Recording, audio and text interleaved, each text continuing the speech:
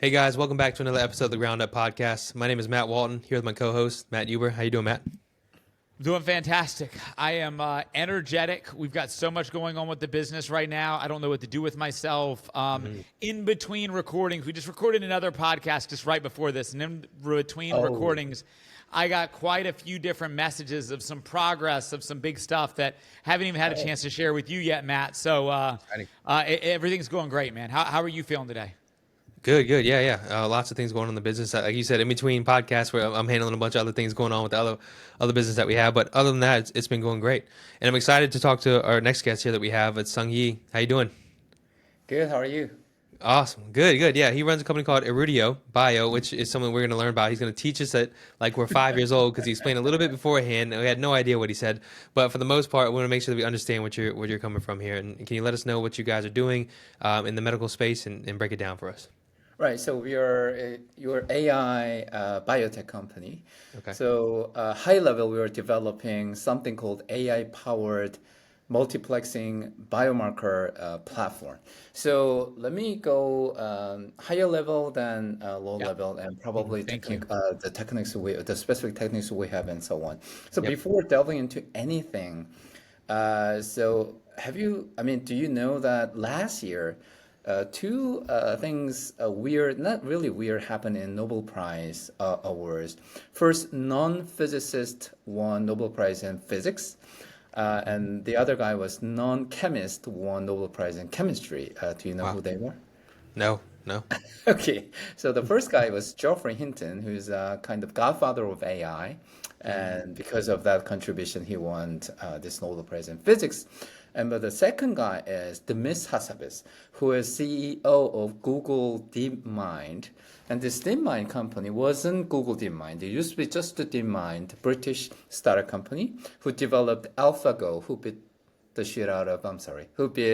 world Go champion Isedol using AlphaGo. Do you guys remember AlphaGo?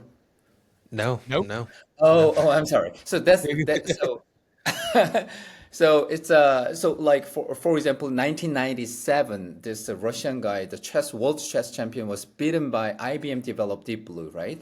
But Mhm. then this chess champion said, "I don't think a machine is ready to beat humans in chess." Then he was beaten, Yeah, right? yeah. 2016, this world champion Go player, very Asian kind of chess type of thing, which is way more complicated than chess. Right. So it was considered almost impossible for AI, or for that matter, machines to win humans in the game of Go.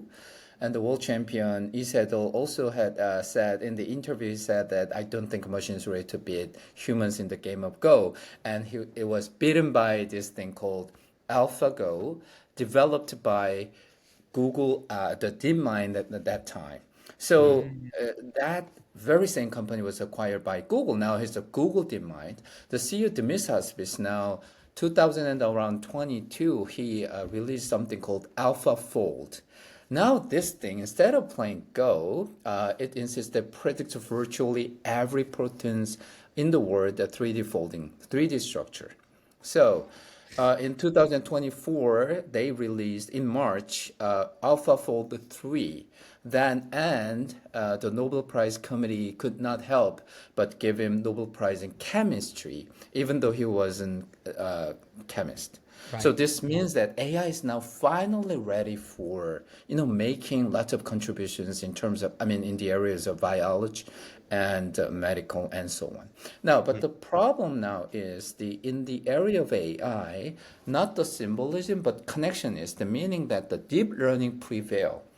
Deep learning won the game big time. So whatever AI algorithms or software service like ChatGPT or AlphaFold, AlphaGo, all those things were actually developed by this using this thing called deep learning. But the problem with the deep learning is it's data hungry. So it requires lots and lots of data. As just like AlphaGo learned the algorithm using the history of 1,000 years of Go players' records, the AlphaFold, which predicts protein 3D folding, learned what human biochemists did for the longest time. So the thing is, there's a lots of data we need, but there's scarce data in bio and medical. So for AI to do the right thing, for example, helpful for developing new drugs for Alzheimer or the cancers and so on, we need lots and lots of data, but not just a lots and lots of data, but quality data. So our high goal is we want to be the biodata generator for biodata business. So how do you get that data then? Is it just, and the reason why it's scarce is just because it's maybe like there were not digital records of all the stuff in the past ones, or what's holding you guys back from Well, getting all the data?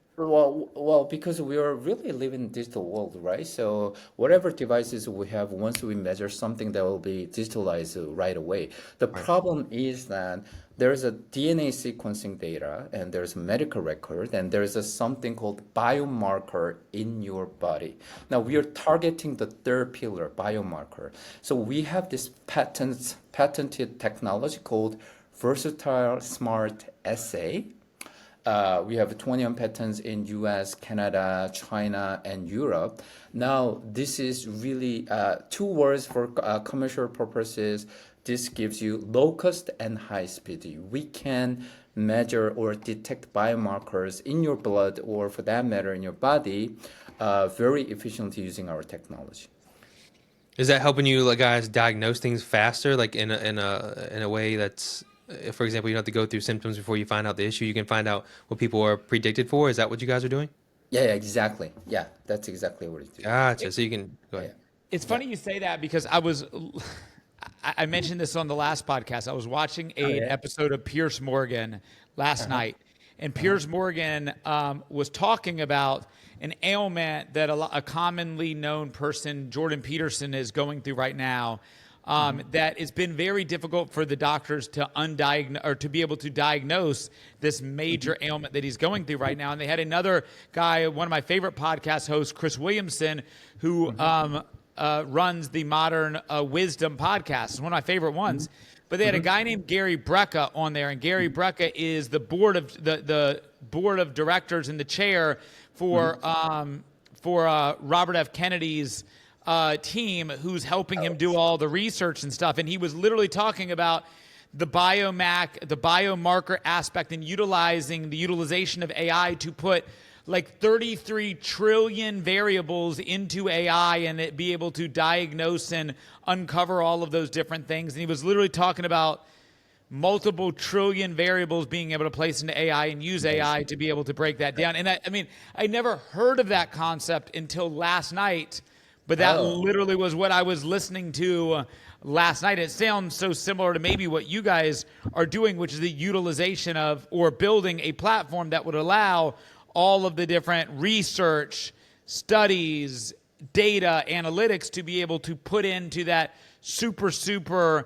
high value data resource and be able to multiply and calculate that data correctly. Is that right? Yeah, that's exactly what we are shooting for, right?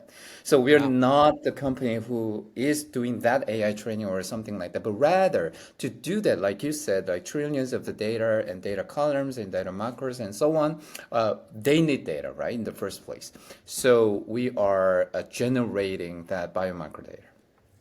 Yeah, I think me and Matt are just very happy that we understood everything you said Right, to the right. point where we Yeah, got really. I did not expect to understand it. I Right, was right. thinking, for whatever reason, like when we Yeah. first started talking, the person that went to my brain was what was that other like, um, not Bill Gates, but the Apple CEO, the female Yeah, Tim version of Cook. her, the female version of her that's in jail right now for doing Oh something. yeah. I know who it is. Yeah. Elizabeth Holmes. Yeah. Elizabeth Yeah. Holmes. Yeah, I was thinking like that sounds like the way you could sell me on what you're doing is probably the way Right, Elizabeth right, Holmes sold a bunch of people right. on her bullshit. But so Stungi, I think it's awesome what you Yeah. Okay. guys are doing, and I think that it's a vital part. Now, what I've always been curious by, and maybe you can give me some insight. Yeah. I've been very lucky that nobody within my family has been really struck hard with a cancer. Okay. But I think that there's a statistic that like 1 in 2 people have somebody in their immediate family who has cancer, like 1 in 2 people in America. Something, and Right. maybe I'm off a little bit, but the Right. impact that cancer has had and the lack of ability to diagnose it, identify it, look at whether that's the genes, the biology, the things built in you or the things that you're consuming that's causing it. To me, it's crazy that we haven't yet been able to solve or at least identify cancer. Right. Is that something that your technology is moving us towards, like the ability to have better solutions for major life-threatening Right. sicknesses like cancer? Yeah. So I was thinking like Matt, you're like my mind reader. That's exactly what I'm doing. So Oh, yeah. nice. So we are doing this the joint development with one of the largest general hospitals in Korea right now, and we are targeting cancer biomarker detection. So we call it multiplexing cancer biomarker detection technology. That's what we have. And what this means is this, right? I mean, even though we want to only consider humanity, humans and so on, but money matters, right? I mean, it's what it takes to diagnose or do the test for people or something like that. So here's the scenario. So in Korea, probably this is kind of random number, but not very off, right? So let's say we have the 6 different types of cancers: pancreatic cancer, liver cancer, lung cancer, and so on. So let's say to test the cancer biomarker for each cancer, it costs like $50, right? Then people say, okay, I only have $100, so I'll choose this and that. So say people only do the diagnosis with the 2 things. We are developing multiplexing biomarker detection technology, meaning that we can detect multiple biomarkers at the same time. That means, like I said, low cost and high speed.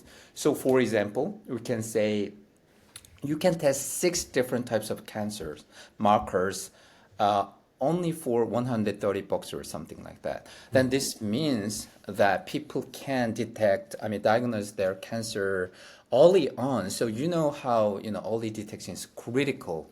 It's way easier to cure people in early stage than later and so on, right? Yeah. And then this means a lot of saving, like in terms of public health and the government money and so on.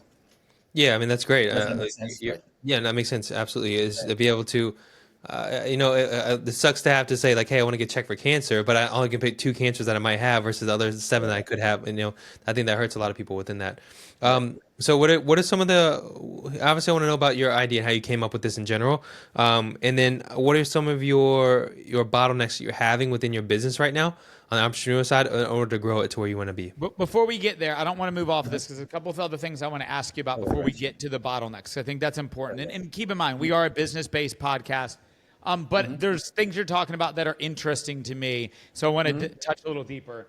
One of the things I heard that guy, Gary Brecka, say is that obviously everybody's heard of CRISPR. Matt, have you heard of CRISPR before?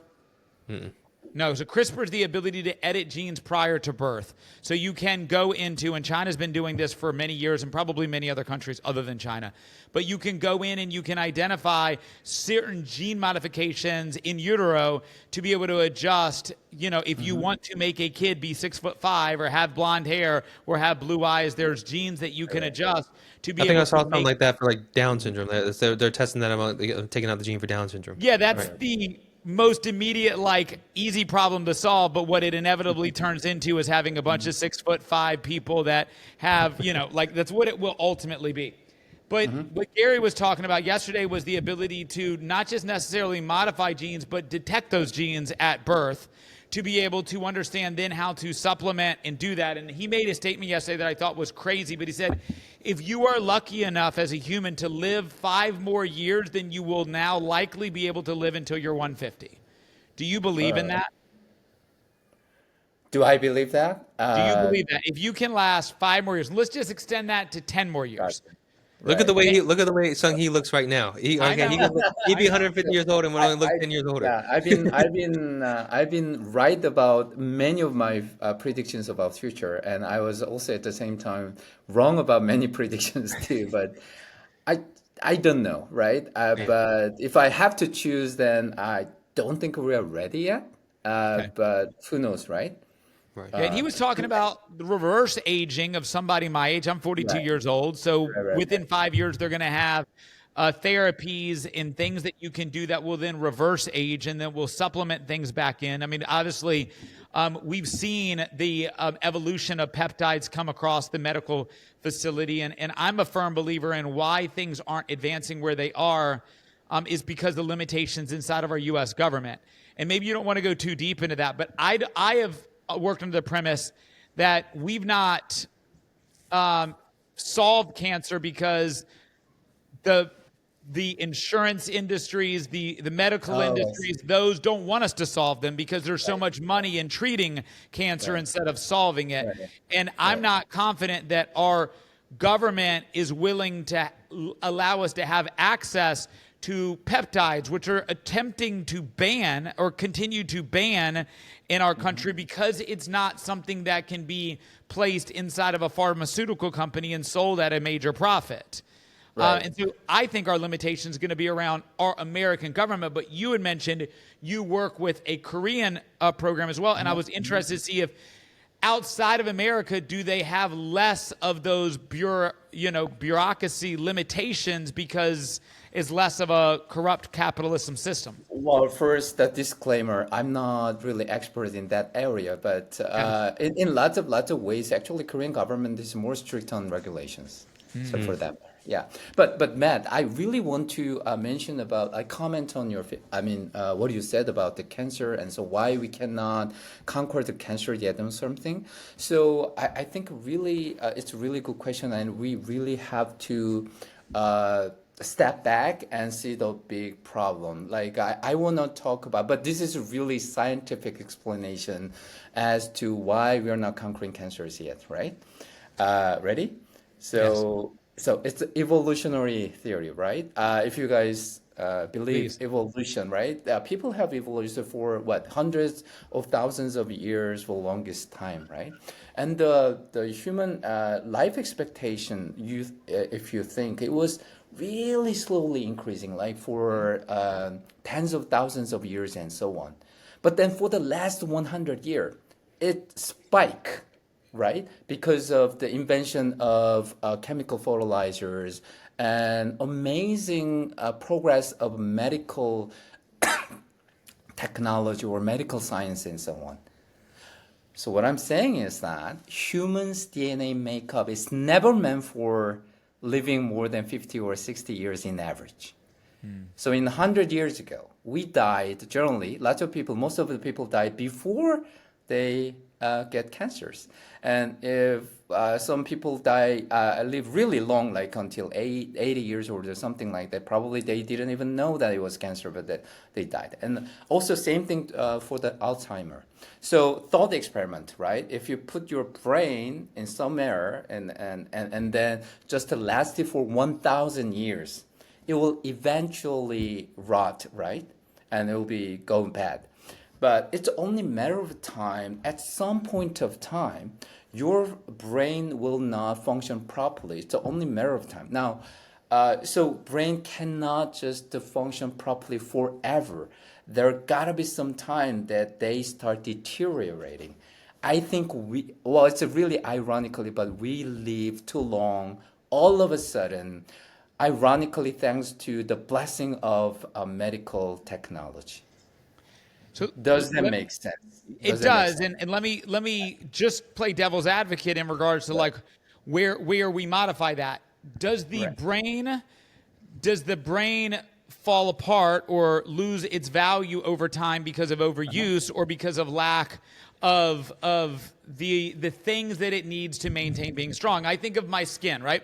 So Right, my right, right. skin had a lot more collagen in it when I was younger, so it was Right, significantly right, more elastic. And as you get over the age of 40, you stop right. doing that. At the age of 40, the average man's testosterone levels deplete down drastically, which starts the aging process. The muscle mass is not able to maintain and all those Yeah. things. So if we understand what causes the brain to diminish over time, that Right. increases the likelihood of Alzheimer's, what Right, right. causes the cancers, and then we can either supplement or minimize those things, then does the brain have to lose value over time? Do the muscles have to go down over time? Organically, naturally, they do if we let our life live unaided by medicine and modern technology. But I mean, you think of how many heart attacks there are right now. I would imagine the next 30 to 40 years, they will be able to just remove the actual physical heart and have a robotic heart pushing your blood through your body. And I think that your consciousness might even, I mean, if you listen to Joe Rogan, which is where I actually heard that Go robotic AI thing beating the Go expert.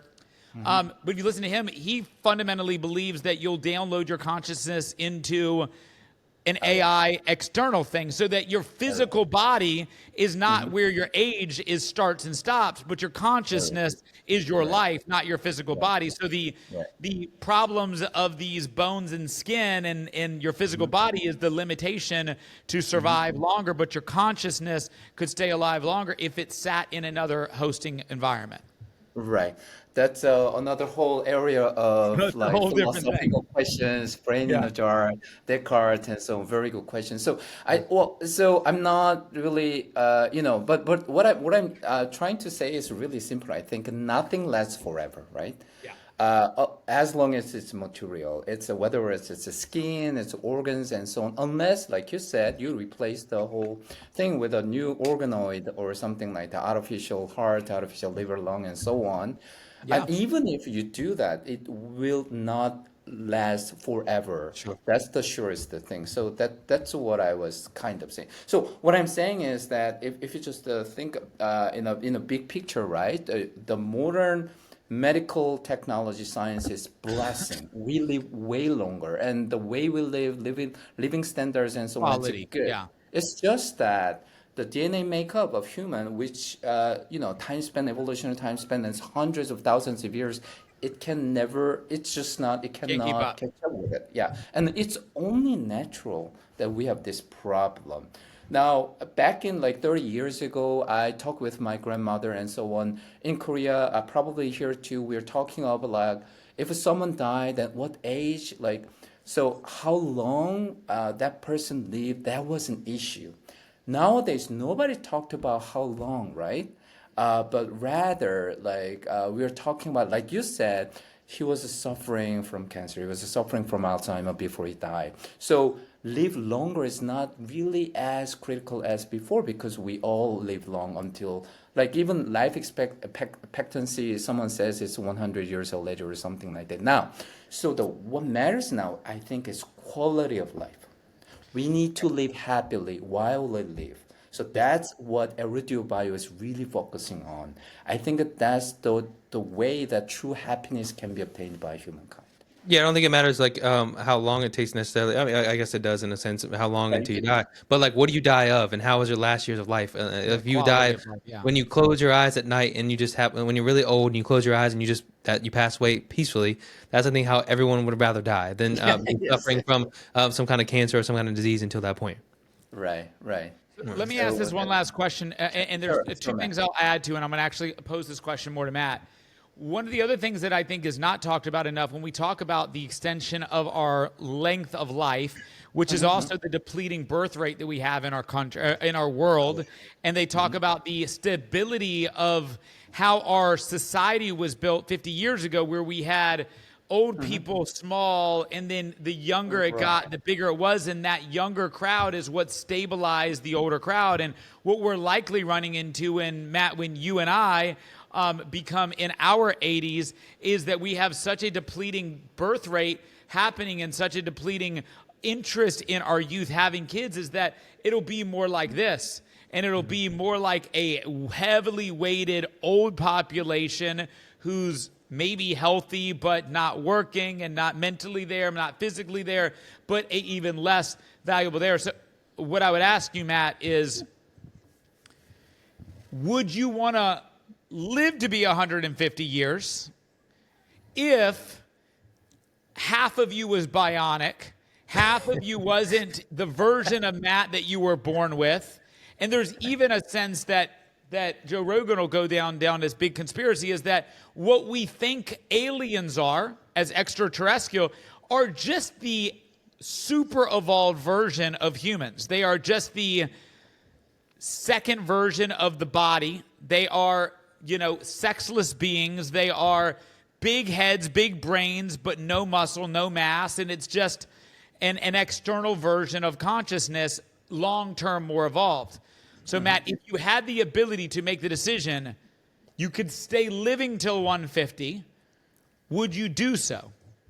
It's funny because we had a long time ago when my wife was working for a couple of attorneys, he brought up this issue before. He was like, yeah, I just feel like older people now are living and they're keeping them alive when they should just, pass away and let the older, at least save the resources for people. I was like, that's easy to say when you're not there.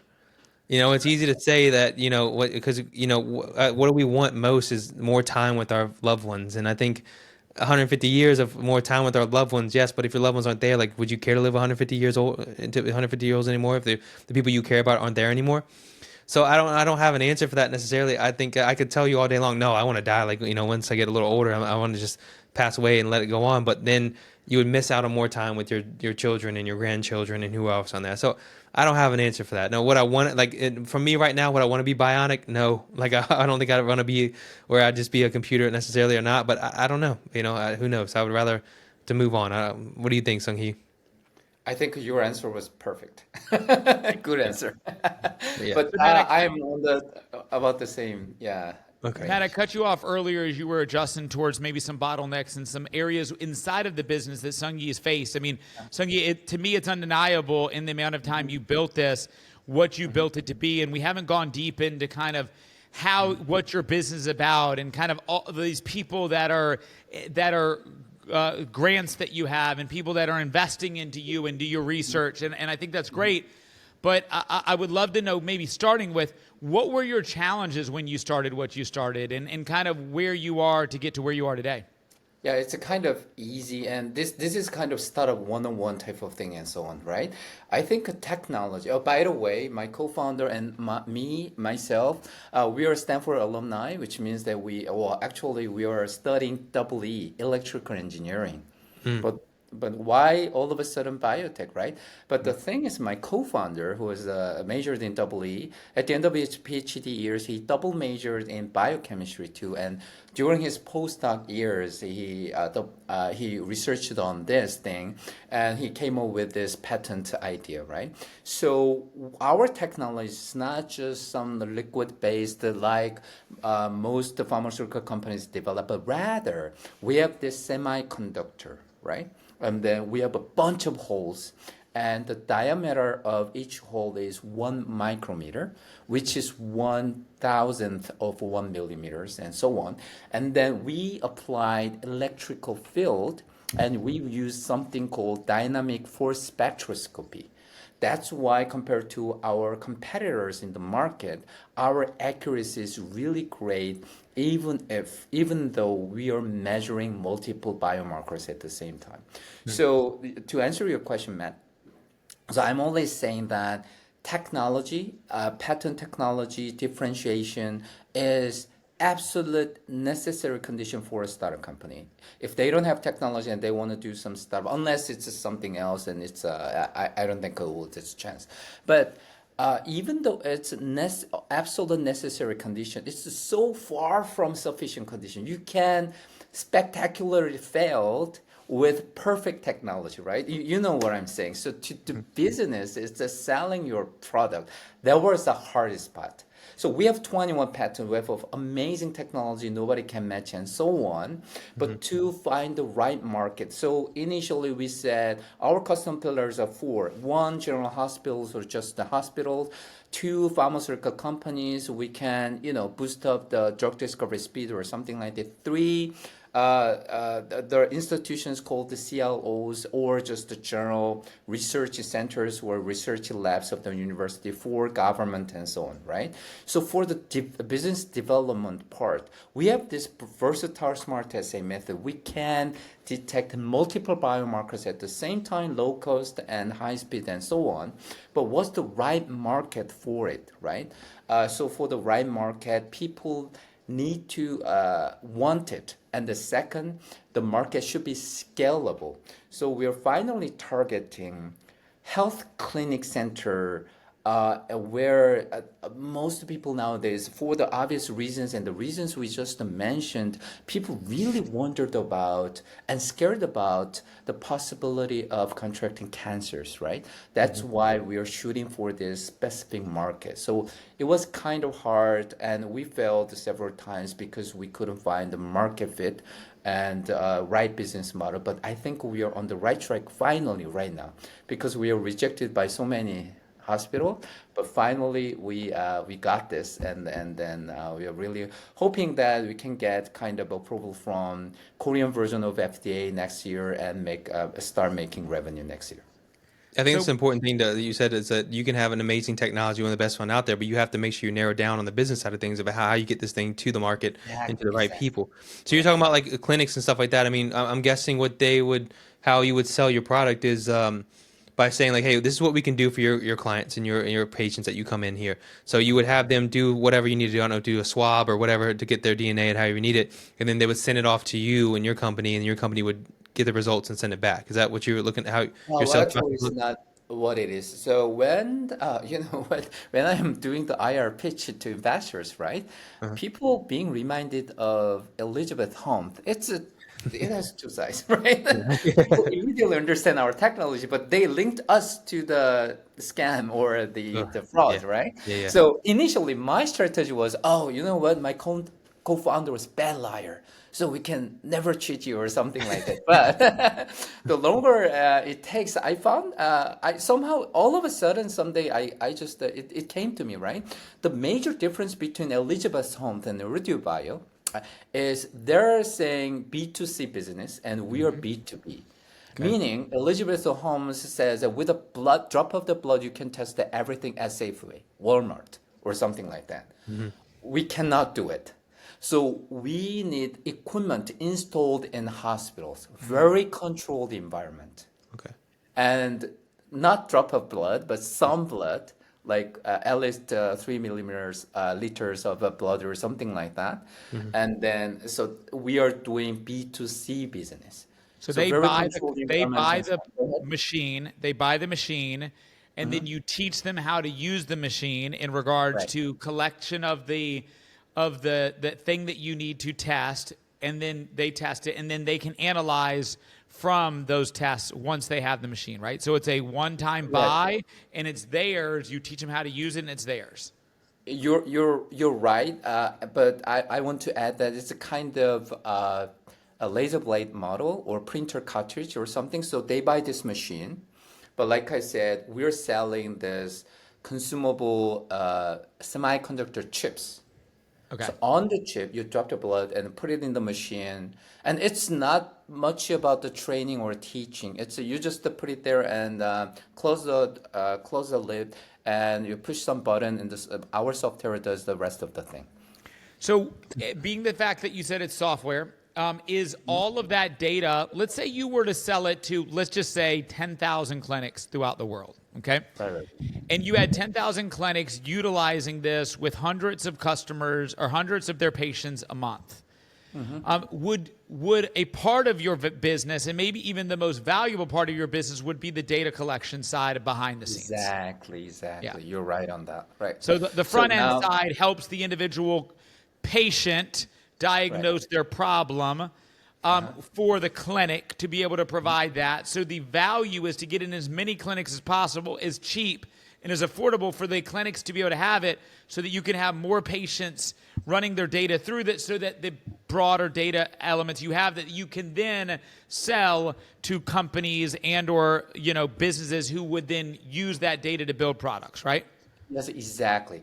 And you're right. You're sounds like really expert in this area. I'm serious about Never this. done it, never thought No, about it. Yeah. no, I'm gonna give you something. You explaining things to us is Right. because we were worried at the beginning, like the way the big terms you're using and things like that. We're like, all right, we're gonna be lost in this. But you explain things in a very well way, very well Oh, manner thank you. to help us understand this. So I would Thank you, appreciate thank that. you. Yeah. So this business, what Matt Uber just mentioned, and you, Matt, too, it's not something we created. So the really good part of this business is already exists. We're not creating new market. Sure. So do you guys know Mayo Clinic in Yep. U.S. Yep. Yeah. and Tempus? Have you heard about that? So those two companies or institutes are the ones who are in the upfront, the front runner of this business, meaning that they are letting doing this business.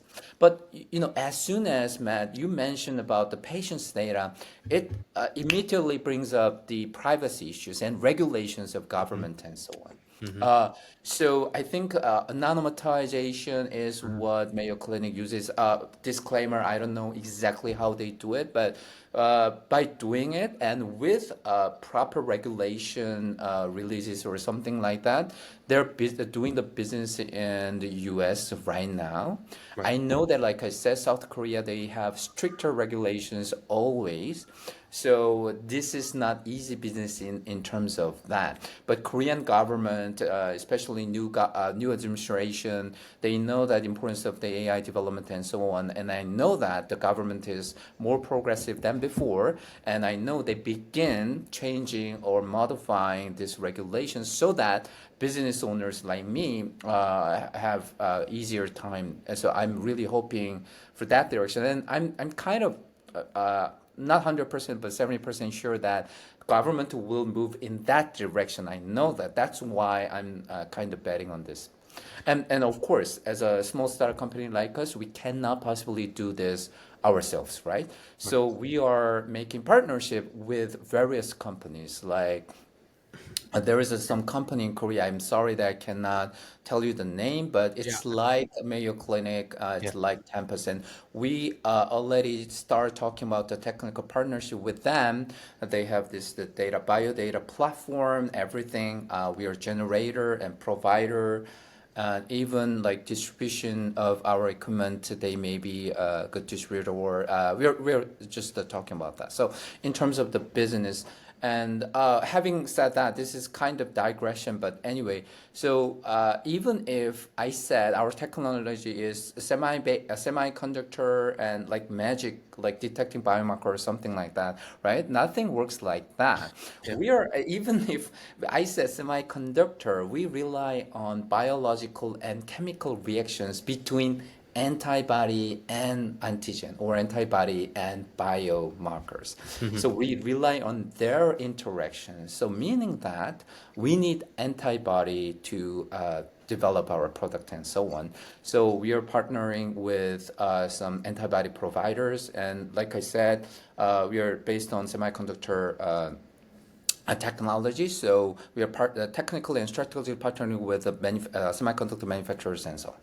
So Gotcha. let me So, ask you this, how do you Sure. get yourself into more clinics? I think so. Look, I come with a sales background. I come with a business development background. It sounds like that's probably, at least based off of your original answer, that might be your biggest obstacle that is outside of your maybe kind of bread and butter, right? It sounds like you and maybe your co-founder are the thought leaders, the technical experts, but how do you get into more clinics? Is that your biggest obstacle right now? Matt, I'm not, just to know that I'm not trying to make you feel better, but it is true. You ask just right questions. Thank you. No, I met lots of investors, right?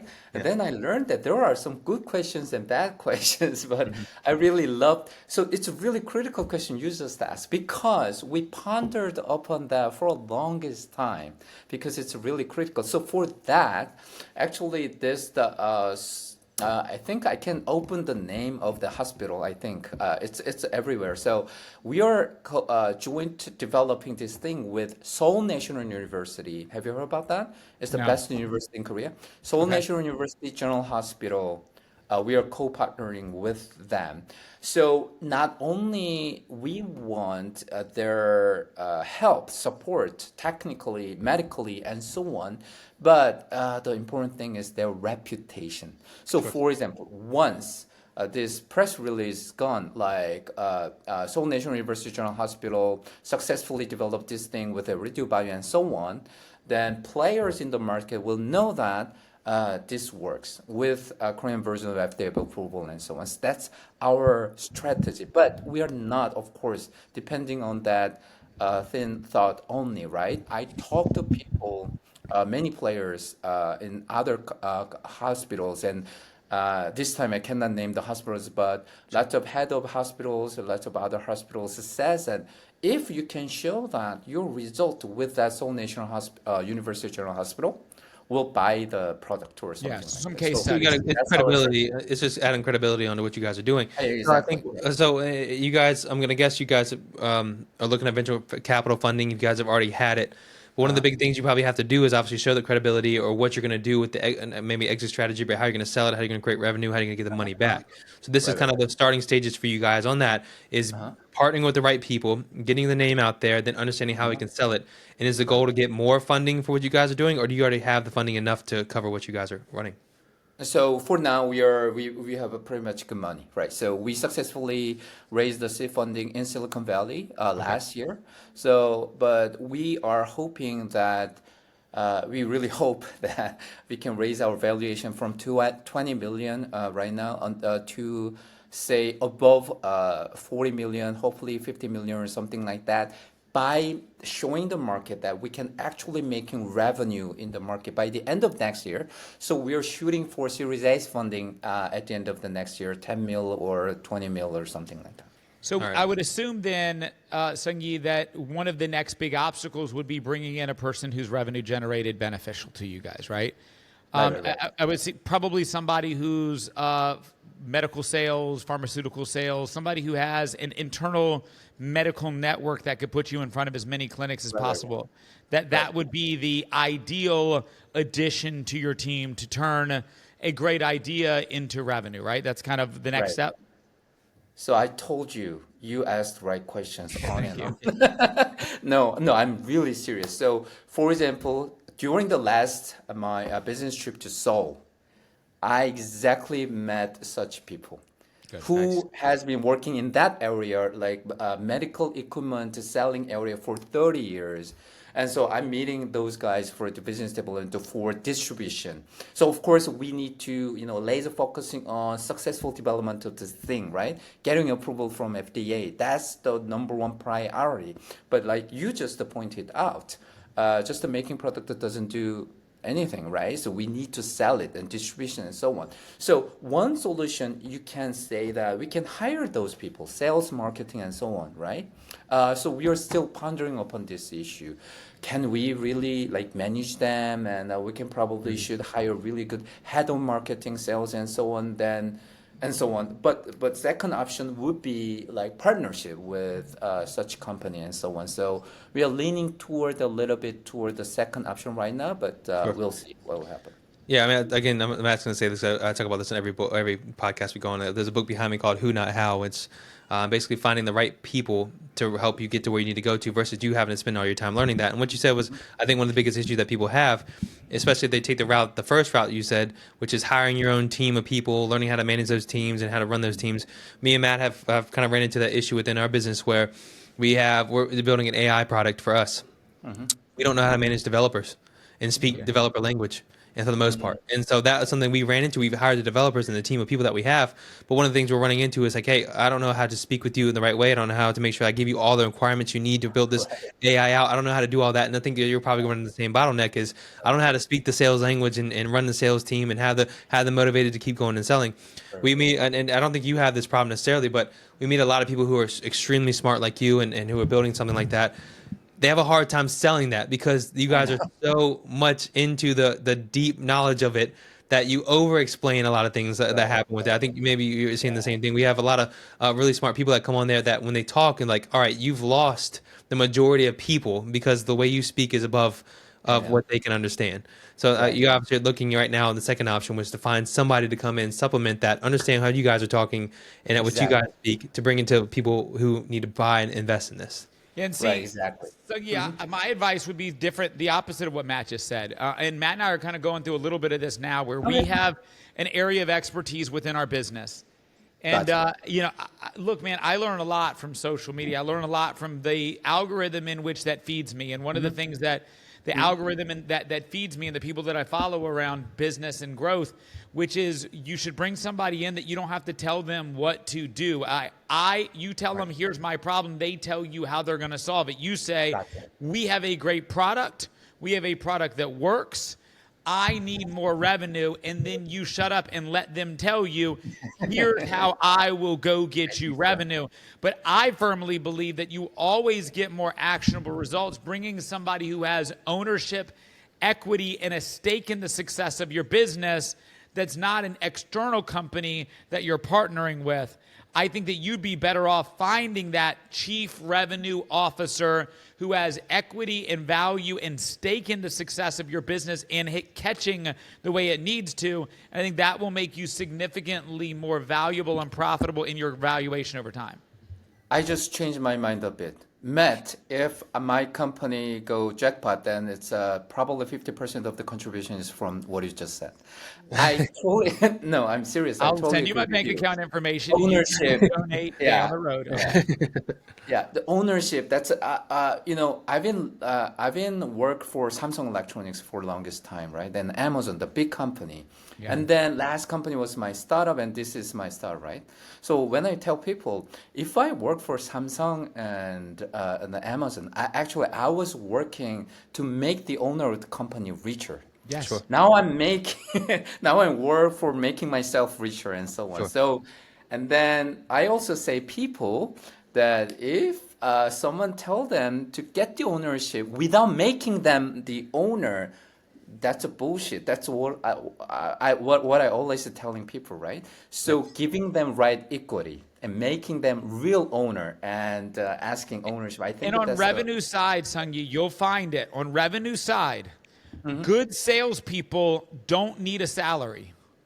Oh, okay. Yeah. I didn't know Good that. Okay. salespeople are completely comfortable saying how I will put money in my pocket is selling.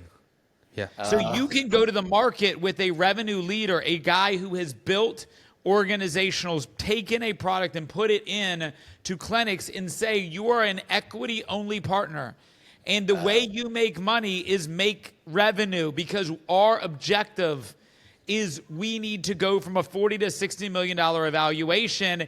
And when you can help us bring enough revenue to turn our revenue from $40 to $60 million, then we will give you a percentage of that revenue, of that growth. Right. That you will find far less restriction on a salesman, a revenue leader, to be willing to do that than you will on somebody in the development side or the IT side or the product side who's so used to being paid a salary for their education or a salary for the resume. Us salespeople are willing to go bet on ourselves like an entrepreneur. So if you can bring in an entrepreneur, revenue generating leader who stands next to you in the business, whose goal is to take it from 40 to 60, and when he gets it to 60 or above, then he has a percentage of that growth, they'll eat that up. If I knew anything about your industry, if I had any experience, and you came to me and offered that to me, I'd eat that up. I don't have any knowledge of your industry or your business, and I wouldn't even have any clue how to bring it to the market, but I would eat that up. Right. What it told me is a universal truth, regardless of the areas, I think. Okay. Yeah. Thank you, man. I almost feel like I'm doing this podcast to get the advice from. These best podcasts are conversations. They are. Hit me. It makes perfect sense to me. Right. Absolutely. And look, and I say this genuinely. Once again, I am an idiot compared to the people you're in the rooms with, and compared to you. You are 10 times more educated, knowledgeable. I don't. No, you are. I'm not. I'm very uneducated, to be honest. I don't find myself to be unintelligent, but I'm uneducated. But the point in me saying that is, I have been around the block a little bit. Matt has been around the block a little bit. If there's any way we can help you, giving you a different perspective, then don't hesitate to ask. I think the most important thing that we do this podcast for is to get to know important people, to get to know intelligent people, successful people, so that we can learn. And I know that, and I'm glad that you've learned a thing or two from Matt and or from myself today, but we've learned as much, if not more, from you. And the number one reason why we do this is to broaden our professional network. Oh, I see. And to have more people that we know in different places, in different times, to sometimes connect us with them, to sometimes connect this person with that person, and to make those connections. Because I think the thing that's most overlooked in business is your professional network and having a strong professional network. And Matt, that's something him and I talk about all the time. And it's something that I wish somebody taught me earlier in business, because for the first 20 years of my professional career, I thought everything about was about how much will a company pay me and who can teach me something that helps me.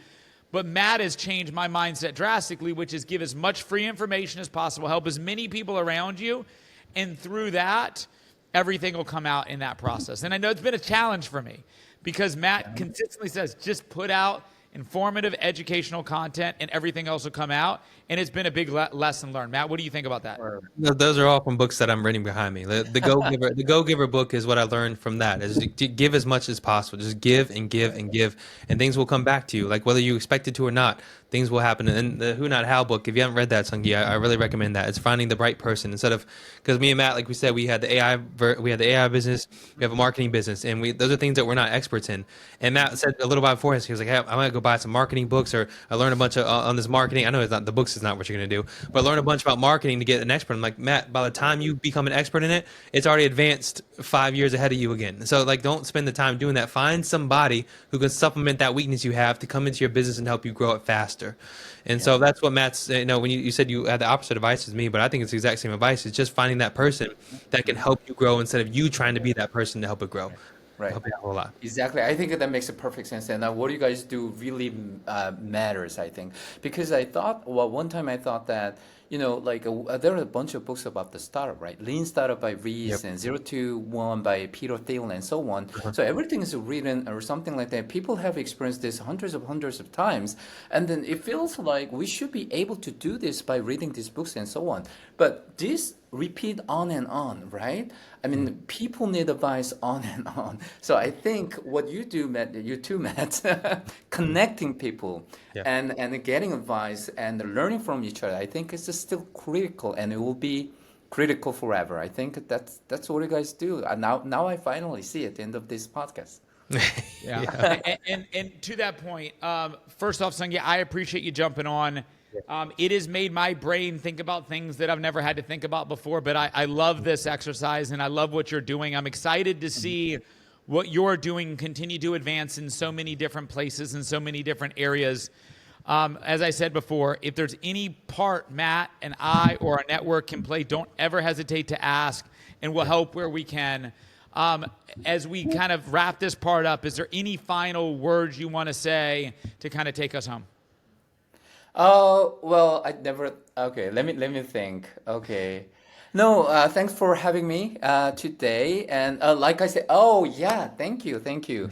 I generally don't be too boastful about myself, my company, and so on. I was educated in Asian country. Yeah, I get it. Humbleness was a virtue always. But I want to say this. So, do you know the Bill Gates, the guy who are Yeah, I heard rich? of him once or twice. I think I've heard that name. Yeah. Yeah, yeah. He said he recently announced that for the rest of his life, he will just release every fortune that he has, which accounts to 20 billion, no, 200 billion bucks or something like that, for the next 20 years and so on.